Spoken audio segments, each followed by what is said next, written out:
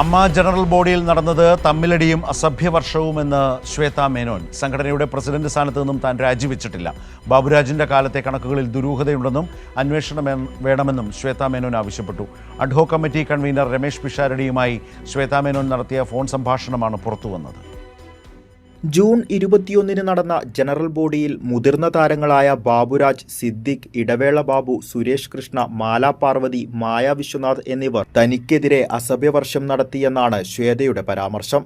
ഇതിന്റെ തെളിവുകൾ തന്റെ കയ്യിലുണ്ടെന്ന് അവകാശപ്പെട്ട ശ്വേത ഇത്രയും നാൾ മൗനം പാലിച്ചത് സംഘടനയ്ക്ക് വേണ്ടിയാണെന്നും പറയുന്നു. പിന്നെ ബാബുരാജേട്ടന്റെ ഓരോ വാക്കുകള്, സിദ്ദിഖ് ഖാന്റെ ഓരോരോ വാക്കുകള്, വിഷു വേറെ ഏത് സ്ത്രീ ആണെങ്കിലും മനസ്സിലായോ, അത്ര നേരം നിൽക്കൂല. എനിക്ക് തൊലിക്കട്ടിയൊന്നുമില്ല, പക്ഷെ ഞാൻ എൻ്റെ കമ്മിറ്റീന് വേണ്ടിയിട്ട് അവിടെ നിന്നത്. രാജിസന്നദ്ധത അറിയിച്ചെങ്കിലും പ്രസിഡന്റ് സ്ഥാനത്തു നിന്നും ശ്വേത രാജിവെച്ചിരുന്നില്ല.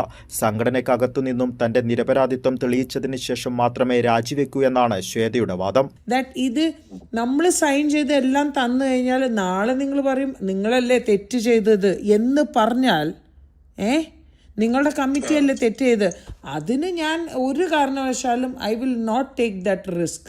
അമ്മയുടെ ബൈലോ പ്രകാരം അഡ്ഹോക് കമ്മിറ്റിക്ക് പ്രാധാന്യമില്ലെന്നും തന്റെ നേതൃത്വത്തിലുള്ള ഭരണസമിതി തന്നെ സംഘടനയുടെ നിലവിലെ നേതൃത്വമെന്നും ശ്വേത പറഞ്ഞു. ബാബുരാജ് ഭരണസമിതിയിലുണ്ടായപ്പോൾ സാമ്പത്തിക ക്രമക്കേട് നടത്തിയെന്നാരോപിച്ച ശ്വേത തന്റെ കയ്യിൽ തെളിവുണ്ടെന്നും ഫോറൻസിക് ഇന്റേണൽ ഓഡിറ്റ് വേണമെന്നും ആവശ്യപ്പെട്ടു.